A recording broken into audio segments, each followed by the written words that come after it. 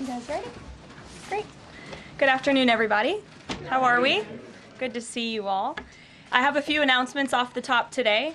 On April 14th, President Trump will welcome President Bukele of El Salvador for an official working visit here at the White House. They will discuss El Salvador's partnership on using their Supermax prison for Tren de Aragua and MS-13 gang members, and how El Salvador's cooperation with the United States has become a model for others to work with this administration. On April 17th, President Trump will welcome Prime Minister Giorgia Meloni of Italy for an official working visit at the White House as well. The president's thoughts also remain with the families and communities experiencing devastating loss from the severe storms and flooding affected several states across the central U.S. President Trump approved emergency declarations for Arkansas, Kentucky, and Tennessee, allowing FEMA to provide federal assistance like equipment and resources to support state and local emergency response officials who are leading this response on the ground. Last night, the Supreme Court delivered a massive legal victory to the Trump administration and allowed us to continue removing foreign terrorist invaders under the Alien Enemies Act. This was a smackdown to a rogue left-wing, low-level district court judge who have relentlessly tried to stop President Trump from using his core constitutional powers as head of the executive branch and as commander-in-chief. The highest court in the land made it clear that the President of the United States has the power to protect our homeland and forcibly remove foreign terrorists who pose a grave threat to families and communities. Thank you to the Supreme Court for upholding the rule of law and protecting the Constitution. Our message to the monster Tren de Aragua and MS-13 terrorists still hiding illegally inside our country is clear. Deport yourself now, or you will be locked up and sent back to your home country. On another matter, the historic Liberation Day announcement last week by President Trump made it very clear that the era of American economic surrender is over. President Trump is no longer going to allow American workers and companies to be ripped off at the hands of foolish trade practices that shipped away millions of high-paying jobs and hollowed out communities across the country. It's America first, all the way. And despite fear-mongering by the media, the world is clearly responding to President Trump's approach. Just yesterday, President Trump held a bilateral meeting with Israeli Prime Minister Benjamin Netanyahu here at the White House. The Prime Minister pledged to immediately eliminate America's trade deficit with Israel and remove their trade barriers. Israel's proactive approach should serve as a model for the rest of the world. Also yesterday, the President spoke with Japan's Prime Minister, who wants to negotiate as well. The President also spoke to the acting President of South Korea this morning. He has tasked Secretary Bessent and U.S. Trade Representative Jamieson Greer to lead these talks. In total, since the Liberation Day announcement, nearly 70 countries have already reached out to the President to begin a negotiation. Countries are falling over themselves to reform their unfair trade practices and free open their markets to our country. Why? Because these countries greatly respect President Trump in the sheer power of the American market. These countries realize they've gotten filthy rich over the past few decades by imposing substantial tariffs on American-made products and ridiculous non-monetary barriers to block out American industry. The jig is up. Past American presidents sat by and let this happen, but President Trump stood up for our country, and he is saying no more. The President's message has been simple and consistent from the beginning. To countries around the world, bring us your best offers, and he will listen. Deals will only be made if they benefit American workers and address our nation's crippling trade deficits. America does not need other countries as much as other countries need us, and President Trump knows this. He's going to use the leverage of our markets and our country to the advantage of the people he was sworn in to represent. On the other hand, countries like China, who have chosen to retaliate and try to double down on their mistreatment of American workers, are making a mistake. President Trump has a spine of steel, and he will not break, and America will not break under his leadership. He is guided by a firm belief that America must be able to produce essential goods for our own people and export them to the rest of the world. A strong America cannot be solely dependent on foreign countries for our food, medicines, and critical minerals. And America must always maintain a robust defense supply chain. Reprioritizing and strengthening our manufacturing industry are essential national and economic security issues of the utmost importance to President Trump. By focusing on supercharging the onshoring of American manufacturing, the president is already delivering on his promise to usher in an economic golden age for our country. Just look at Friday's jobs report, which smashed expectations for the second straight month. The American economy added 228,000 jobs, nearly 100,000 more jobs than economists predicted, and the fourth highest month for private payroll growth in the past 2 years. There was also a sharp increase in transportation, construction, and warehousing employment. And in just 11 weeks, President Trump has secured more than $1.5 trillion in private sector investment. This is $500 billion more than Joe Biden secured in his entire term. This record-breaking private sector investment will create roughly 350,000 American jobs and counting. If you add up all of the investment pledges from foreign governments, President Trump has secured an incredible $5 trillion in total investments already. In the months ahead, President Trump's pro-growth economic agenda will be fully realized. The largest deregulatory effort in American history is underway. Unnecessary, burdensome, costly red tape is being eliminated by this entire federal government every day, driving down costs and massively boosting small businesses. So far, President Trump's deregulation effort has already saved Americans more than $180 billion, equivalent to $2,100 per family of 4.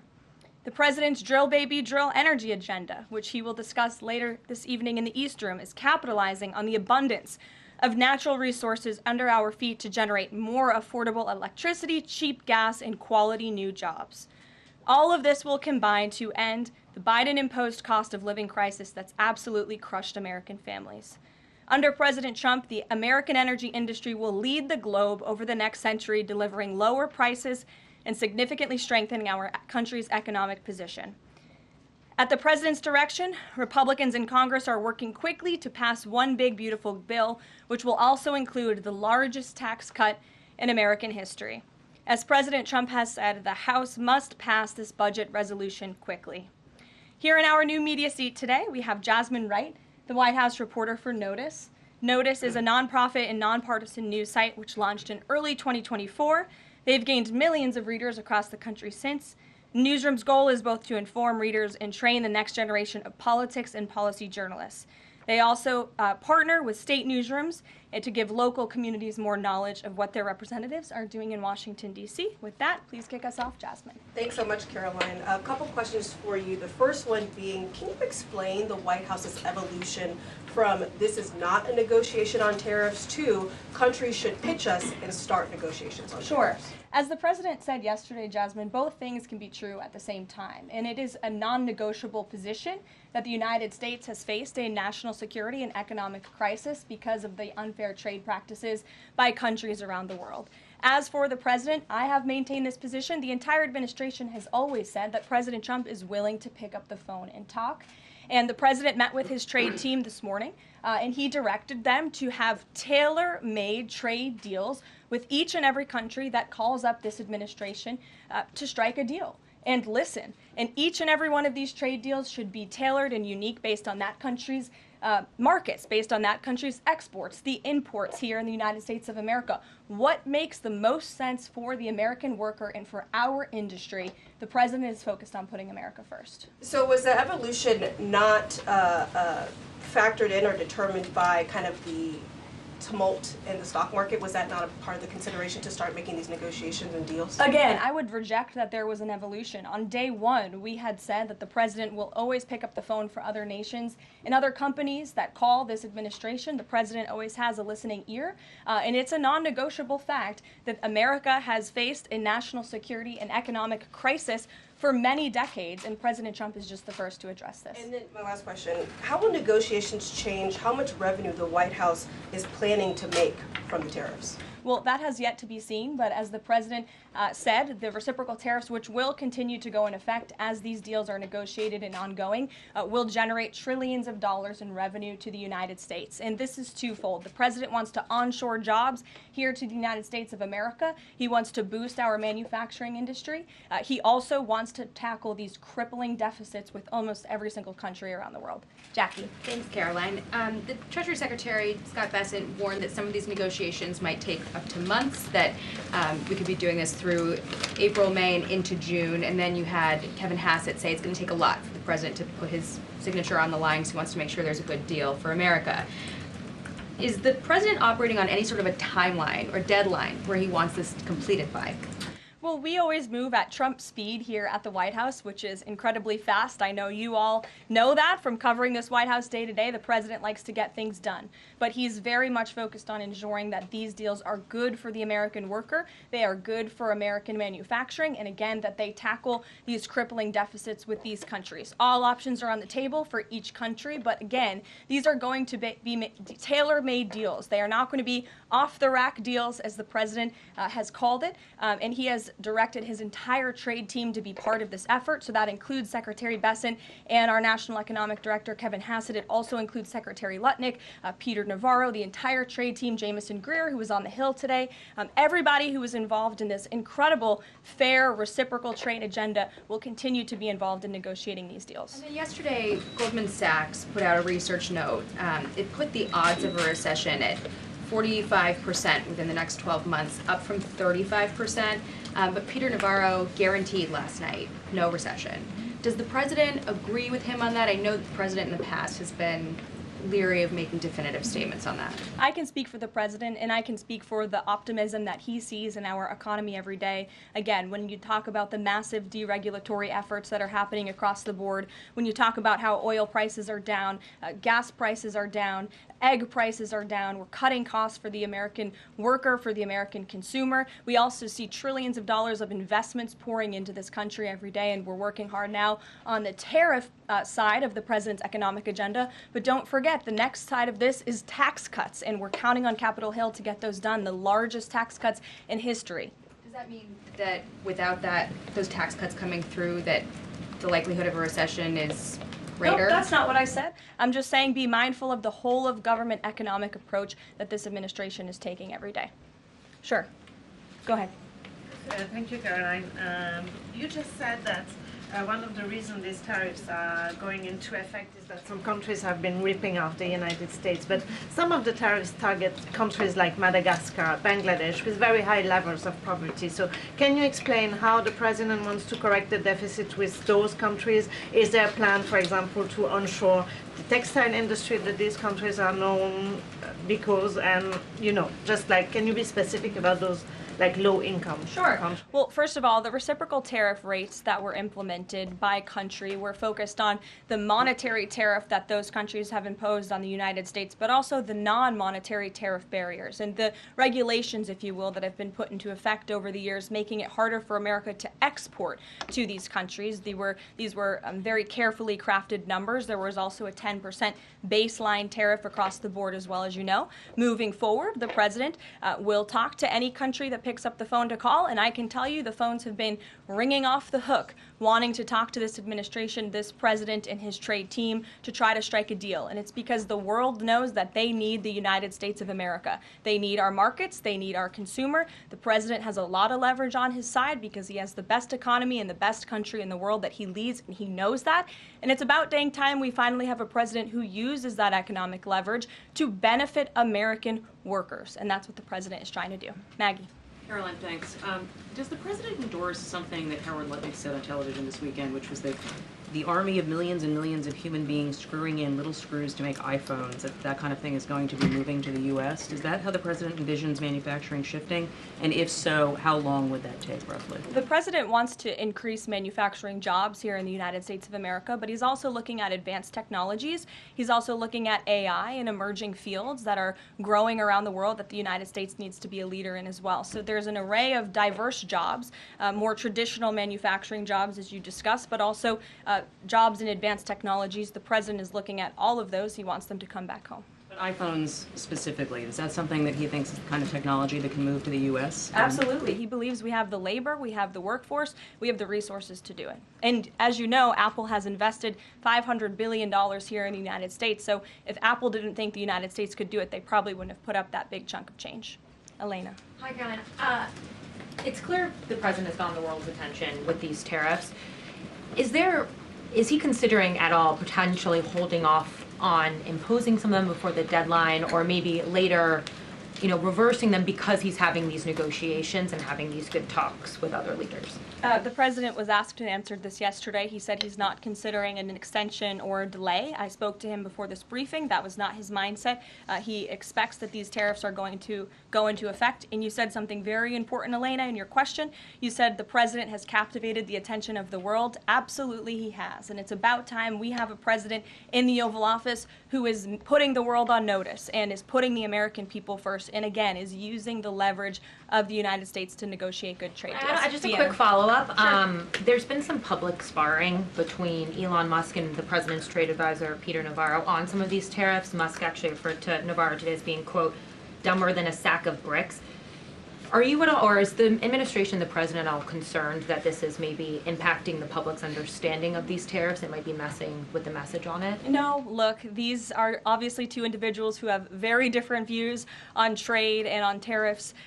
Boys will be boys, and we will let their public sparring continue. And you guys should all be very grateful that we have the most transparent administration in history. And I think it also speaks to the president's willingness to hear from all sides, that he has people at the highest levels of this government in this White House who have very diverse opinions on very diverse issues, but the president takes all opinions in mind, and then he makes the best decision based on the best interests of the American public. Deanna.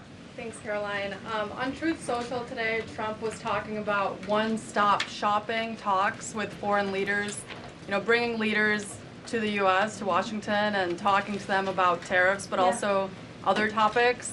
So is that part of his strategy to bring the leaders to Washington and trying to get deals, outside of tariffs on foreign policy issues as well?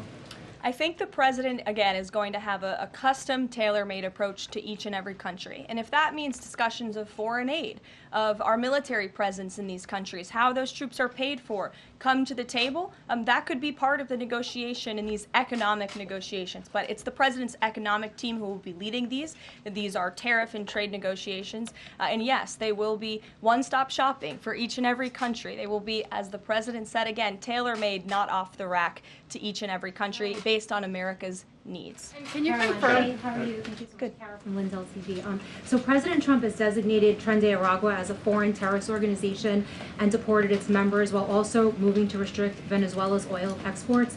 Is the administration preparing additional military or economic actions against Venezuela and the Maduro regime? And my second question is about Supreme Court Justice Amy Coney Barrett. Is the administration have a comment on her decision to go with the liberals and go actually with the Tren de Araguas?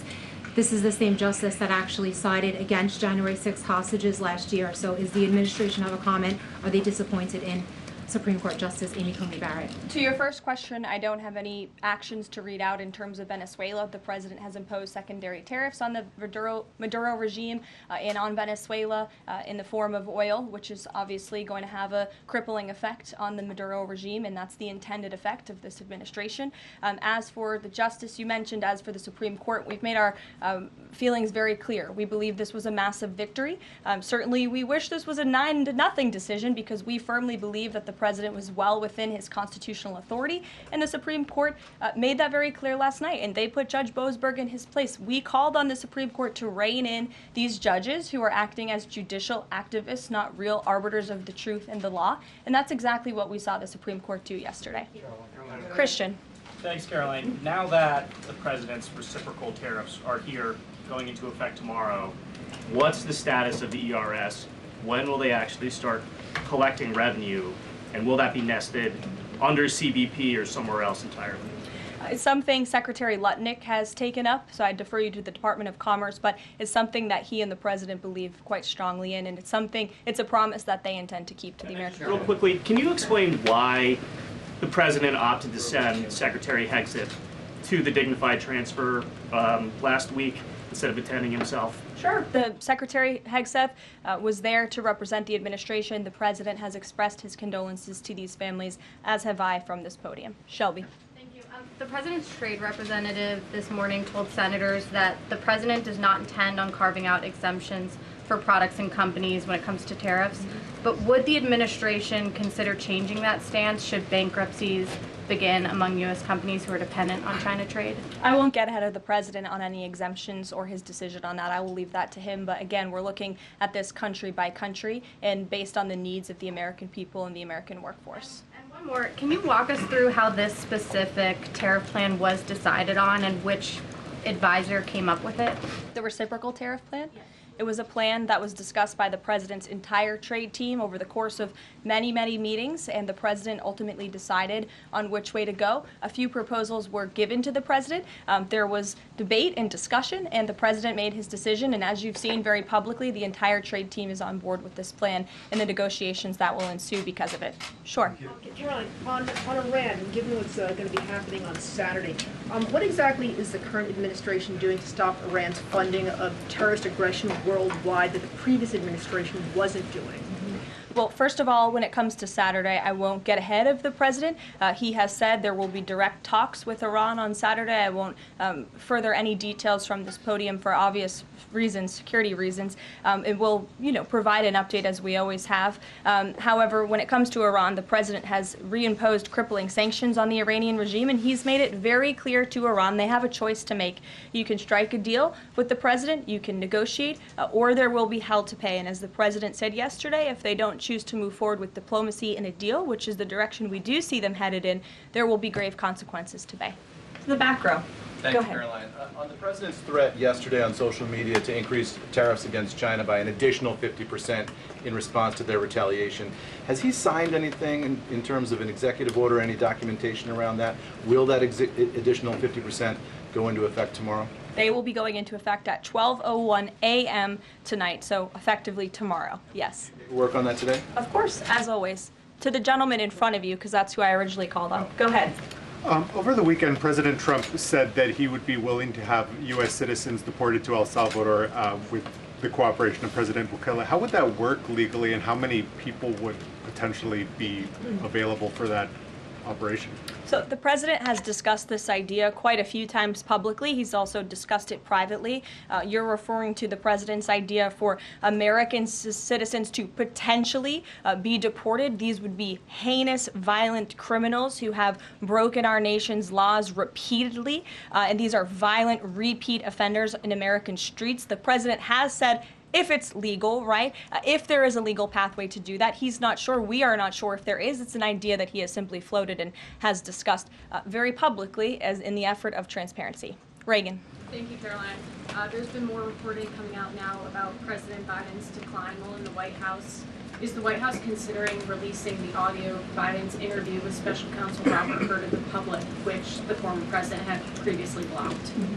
I don't have an update on that, but I can certainly check. I think the American people would be quite interested to hear that tape, but I'll double check on the release of it. Thank you. Michael.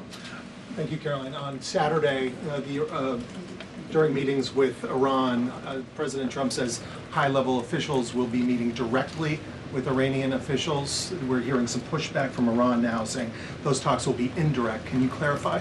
They will be direct talks on Saturday, and I won't get ahead of the president on any further details. Jennifer. Yeah, two things. On the Israel tariffs, can you give us an update on the discussion on relaxing those tariffs? And then I had another question about the Doge team after that. That discussion is ongoing. I don't have any definitive details to iron out for you here. And then the president on Thursday told us that there was an incredible discovery that the Doge team had made. He called it horrible and incredible. Can you reveal that yet? Give us details on what it was about? There has been a discovery. I hate to leave you hanging on a cliff, but I don't want to get ahead of the president on that. But I can confirm there has been a discovery. It's just not quite yet ready for release. Sure. Go ahead. Caroline, thank you. I was calling on the young lady behind you, but I'll come to you after, Ed. All right. Not discriminating here. The president is meeting today with House Republicans. Can you say who is in that meeting and his message to Republicans that are skeptical of the Senate-passed budget framework? Sure. The president will be meeting with Republican lawmakers today here at the White House to talk to them about the framework that the Senate passed. The president was very quick to put out a statement about his support for the reconciliation package that the Senate passed, and he is counting on House Republicans to pass it. The Republicans received an overwhelming mandate from the American public to govern. We have an extraordinary opportunity. There are key promises that the president made to the American people in this bill: tax cuts, securing the border, deregulation, unleashing the might of American energy. These are good things for the American people. The president wants to see this get done, and that's why he's engaging with lawmakers today. And just a quick follow-up on tariffs. Kevin Hassett said today that the administration is prioritizing talks with Japan and South Korea, other trading partners. Are there other countries on that list that you guys can name publicly that you're having serious discussions with? Sure. As you have heard from various administration officials, myself included, there have been nearly 70 countries that have reached out to the administration last time I checked, but again, I hear the phones are ringing off the hook. There are foreign leaders who want to fly to Washington tonight and get on a plane to negotiate with this country, which shows you the leverage that the president is using. It shows you the rest of the world needs the United States of America to do business with. Israel, obviously, yesterday you heard a public statement from Prime Minister Netanyahu. The president has detailed his calls with the leaders of Japan, in South Korea. We are going to prioritize our allies and our partners around the world first when it comes to these negotiations, and the trade team will be divvying them up again to make tailor-made trade deals around the world. Ed, go ahead. As promised. Yes, thank you. You mentioned the 70 countries or so. I'm curious, though, under what conditions at this point would President Trump talk to President Xi about tariffs? Look, I just spoke to the president about this, and he believes that China wants to make a deal with the United States. He believes China has to make a deal with the United States. It was a mistake for China to retaliate. The president, when America is punched, he punches back harder. That's why there will be 104% tariffs going into effect on China tonight at midnight. But the president believes that Xi and China want to make a deal. They just don't know how to get that started. And the president also wanted me to tell all of you that if China reaches out to make a deal, he'll be incredibly gracious, but he's going to do what's best for the American people. So China has to call first? The Chinese want to make a deal. They just don't know how to do it. But the president will be implementing these 104% tariffs on China tonight. And under what conditions might he consider lowering tariffs on China at this point? It would be imprudent of me to tell you those conditions here from the podium. Sure, Gabe. Thanks, Caroline. With regards to the Supreme Court ruling on the Alien Enemies Act, you're right, it was a win for the administration, but the justices also said that deportees are entitled to due process. Does the administration agree with that? That's not quite true, Gabe. They said that they are entitled to a habeas petition, and we are going to continue to comply with the law, and we are wholly confident that every single person that has been deported under the Alien Enemies Act, every person that will continue to be deported under the Alien Enemies Act qualifies for that deportation. NBC News is reporting that the administration is considering drone strikes on drug cartels in Mexico. We're citing several officials. This morning, Mexico's president was asked about that, and she said that we reject any of those actions. Your response? I saw that reporting. I don't want to confirm it from this podium. I don't want to comment on it because I'm not sure, but I would defer you to the National Security Council. So you haven't confirmed the report, but with Mexico's president saying that she rejects any of that, what would your response be? How is the relationship then between Mexico's president and the White House right now over targeting drug cartels? Well, first of all, the relationship between President Sheinbaum and President Trump is quite good, and I think both world leaders would tell you that. The president has been engaged directly with President Sheinbaum on a number of different topics, particularly when it comes to clamping down on the Mexican drug cartels, on clamping down on illegal immigration, human trafficking, drug trafficking through our southern border. She's taken significant steps towards doing that, but as for that specific report, again, I'm not going to comment. Caroline, Sure. Two questions on trade. First, as a part of these negotiations, is it possible for countries to lower their tariffs below that 10% bare minimum that's been set? Again, I'll leave that to the president to make those determinations, but I can tell you that 10% universal baseline will go into effect as these negotiations are ongoing. Got it. And then what is your thinking just as far as low labor cost countries? Like if you've got a country like Vietnam that wants to negotiate, but obviously they have some advantages in terms of trade, in terms of the people there are not paid as much as American citizens.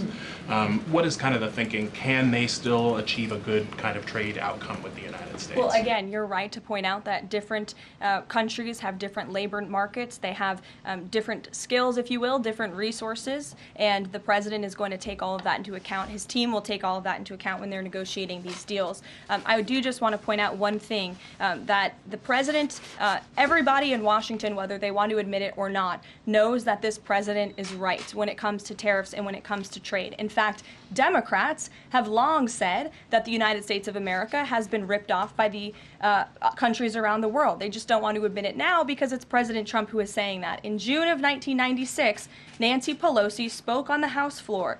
She urged her colleagues at the time to fight against the status quo trade policies that had contributed to America's trade deficit with China. In fact, Nancy Pelosi said, "How far does China have to go? How much more repression? How big a trade deficit? How many jobs have to be lost for the American workers? How much dangerous proliferation has to exist before members of this House of Representatives will say, 'I will not endorse the status quo'?" Those are the words of Nancy Pelosi in 1996. Well, President Trump is finally answering her call 27 years later. Nancy Pelosi can thank President Trump today for the 104% retaliatory tariff that will be going into effect on China.